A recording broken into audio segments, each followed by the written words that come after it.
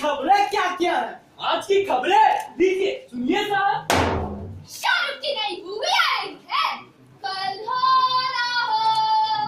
ये कैसे न्यूज ला रही हो? इस पर थोड़ा मसाला डालो। मसाला लीजिए अभी डाल देता हूँ। मुसलमान ने दी हिंदुओं को जान की धमकी, कहा कि उनका कल हो या ना हो। ये वाला न्यूज अच्छा लगा, अगला न्यूज पेश किया जाए। ಈ ಆಣೆ ಕಟ್ಟಿದ ನಿರ್ಮಾಣದಿಂದ ಕರ್ನಾಟಕದ ಹಲವು ಪ್ರದೇಶಗಳಲ್ಲಿ ಪ್ರವಾಹ ಬರುವುದು ಖಚಿತ. ಇದೆಂತ ನ್ಯೂಸ್ ತಂದಿದೆಯೋ? ಅದು ಇದು ಮಸಾಲಾ ಹಾಕು. ತಗೊಂಡ್ರಿ ಎಡಿಟರ್ ಸಾಹೇಬ್ರೆ.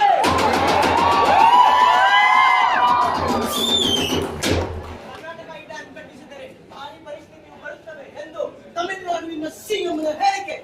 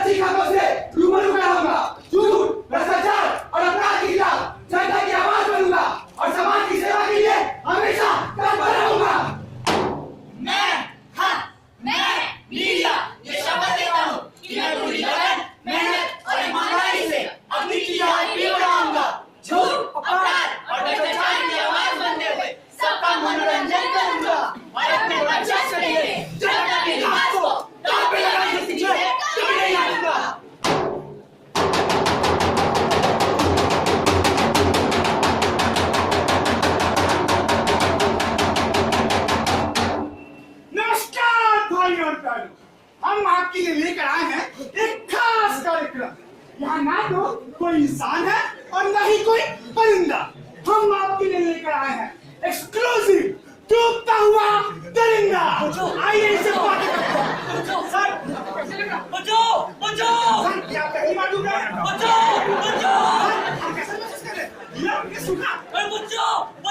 जैसा कि आप देख सकते हैं ये तो कुछ जवाब ही नहीं दे रहे हैं। क्या किया जाए इसका? बचा ले या मरने दे? मरने दो टीआरपी को मरने दो।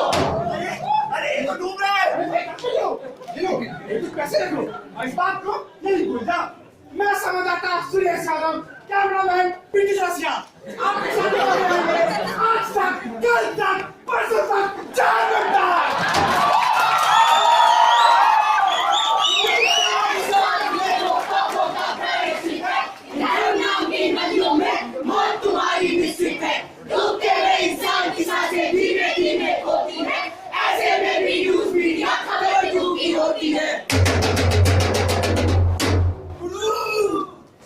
लड़कियों के पास लड़कों का ढेर होता है और जो किसी लड़की को छोड़ दे वो लड़का नहीं शेर होता है।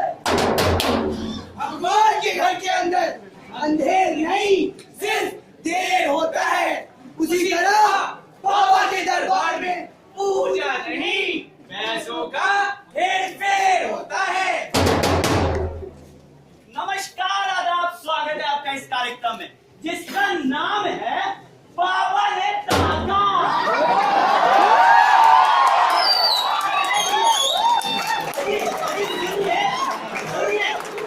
देखिए बाबा की चमत्कारी आंखों को, बाबा के दरवाजे हाथों को, बाबा कैसे कैसे अपने हाथों से चमत्कार। माना जाता है कि बाबा स्वयं भगवान भोलेनाथ के दूत हैं और उनका कहना है कि वो छू छू के अपने भक्तों को आशीर्वाद देते हैं। आइए आपको ले चलते हैं सीधे बाबा के दरबार में।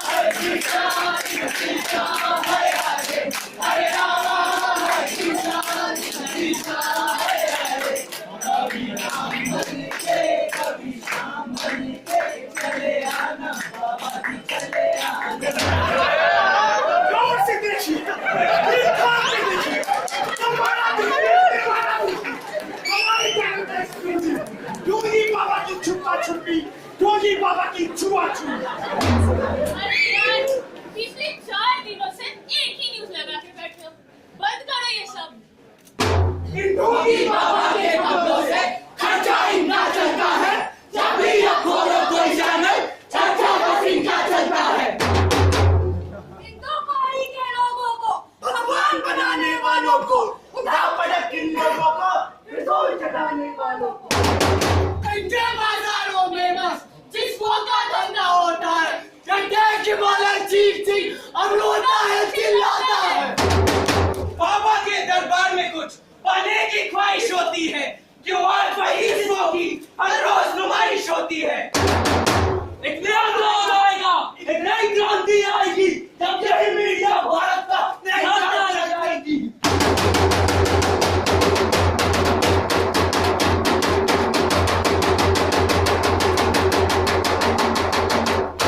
सुना है क्या मार्केट में नया एमएमएस आया है? बड़ी तरह नया एमएमएस आया।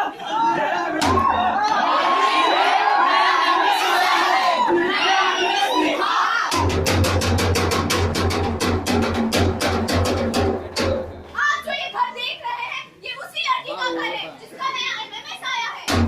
गौर से देखिए इस खिड़की को। ये वही खिड़की है जहाँ से वो लड़कों को देख के इशारे किया करती। आप लोग पिता नहीं करते हैं, उसके बहाने में गांव के लोगों से पूछते हैं उसका कैरेक्टर कैसा था। अरे देखो देखो उसका बाप आ गया।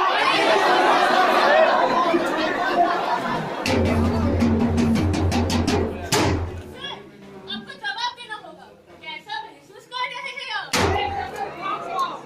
सारी गलती आपकी ही है। आगे इन्हीं लड़कियों की वजह से देश को नाम बदनाम होता है। कैसे संस्कार दिया है आपने, कैसे बाप है आप? क्या आप छोटी बेटी पे जरा भी अफसोस नहीं? अरे कितने बेशर्म है आप, अभी भी घर के बाहर घूम रहे हैं। आपको जवाब देना होगा। सरकार जवाब चाहिए, जवाब दो।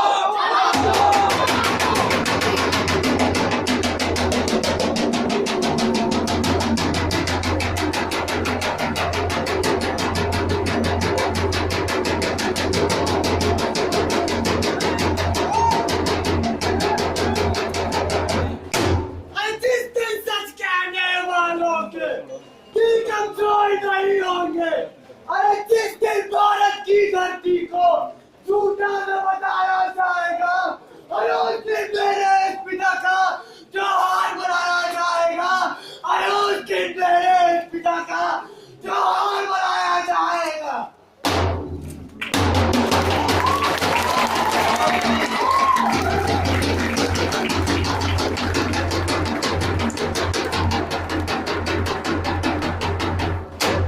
आप जो ये सड़क देख रहे हैं, ये वही सड़क है जहाँ एक मासूम बाप ने अपनी बेटी के छिछोरेपन के कारण आत्महत्या कर ली। हाँ जी हाँ, आप लोगों ने सही सुना। एक बाप ने अपनी बेटी के कारण सरेआम खुदकुशी कर ली। जी हाँ, खुदकुशी कर ली, खुदकुशी कर ली। अरे चुप हो जाओ। अरे पागल हो गए हो क्या तुम सब? इस मुर्दे को भी नोच नोच के खा जाओ। इसकी बोटी बोटी अलग करके प्राइम टाइम की कब्रों के साथ परोस देना। अरे यही करते हो ना तुम सब। अब समझ में आता है कि तुम्हारी बातों का एक आम आदमी पे कितना असर पड़ता होगा। अरे लेकिन ये भी क्या करे, ये भी क्या करे? इनका धंधा भी तो तुम ही सबसे चलता है ना। एंटरटेनमेंट के नाम पे ये कुछ भी दिखाएंगे, गाली गलौज सुनाएंगे, राखी का स्वयंवर देखोगे, लेकिन जब वतन की बात आती है, वतन की पुकार आती है, तब तो चैनल चेंज हो जाता है। अरे क्यों? अब तो अपनी आंखें खोल लो। सच बताओ तो तुमने मीडिया को बस एक बाजारू वेश्या बना दिया। बस एक बाजारू वेश्या जिसकी कोई इज्जत नहीं होती साहब। बस कीमत लगाई जाती है। शर्म आती है मुझे खुद पर, तुम सब के सब पर। चल कर गई पैदा तुझे उसको कितना एहसान है, कर गई पैदा तुझे उसको कितना एहसान है। स्वतंत्रता के बाद भी अब डर रहा हवा में, स्वतंत्रता के बाद भी अब डर रहा हवा में।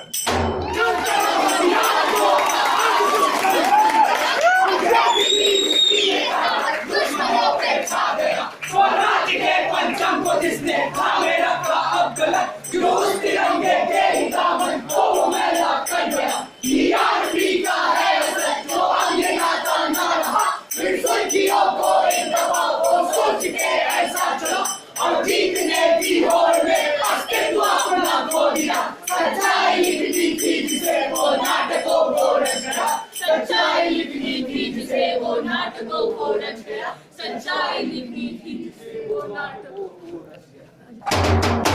नवंबर 2015 में हमारी अपनी मीडिया ने भारत में ये खबर फैला दी कि भारत में नमक की कमी होने वाली है, जिसके कारण एक किराना दुकान में भगदड़ सी मच गई और उसी भगदड़ में एक 52 महिला की मौत हो गई।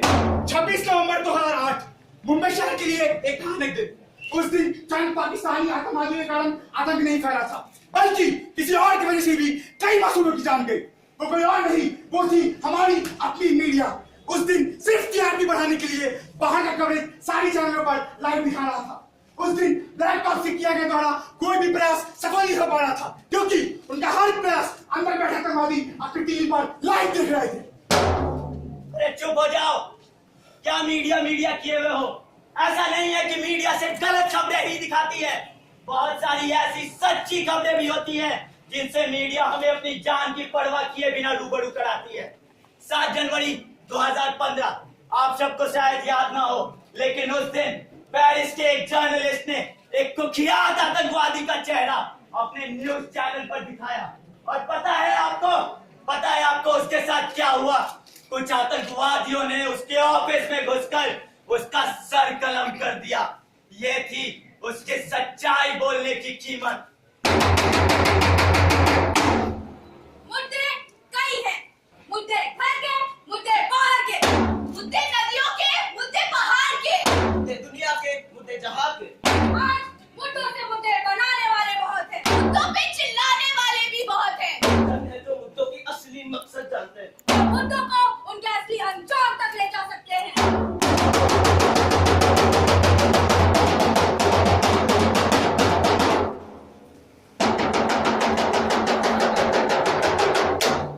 वाह भाई वाह, क्या बातें की हैं आपने, सबकी आंखें खोल दी। पर क्या लगता है आपको, यहाँ बैठे कितने लोगों ने आपकी बातें ध्यान से सुनी होगी? कितना भी चीख लो, चिल्ला लो, इनके कानों पर जू तक नहीं रेंगने वाली। पर इसका कारण कोई और नहीं, हमारी अपनी सोच, हमारी अपनी मानसिकता है। क्या यही अनदेखी आप अपने आने वाली पीढ़ियों को विरासत में देंगे? बदलाव की शुरुआत हमें खुद से करनी होगी, अभी नहीं तो कभी नहीं। समाज के उस वर्ग को अपनी आंखें खोलनी होगी जिन्होंने अपनी आंखों पे काला पट्टा बांध लिया है। उस गूंगे मिडिल क्लास को अपनी चुप्पी तोड़नी होगी और उस सूचे वर्ग को हमारी शिकायतें सुननी होगी। तब जाकर हम एक बेहतर कल, एक बेहतर समाज का निर्माण सच्चाई की नींव पे कर पाएंगे। बदलाव की चाह में समाज से भीड़ का उबाल आना जरूरी नहीं, शेरों की इस भीड़ से सत्ता में बवाल आना। क्या उंगलियों से बनती है मुट्ठी या मुट्ठी से बनती है उंगलियां? जरूरी है तो बस आपके जहन में ये सवाल आना।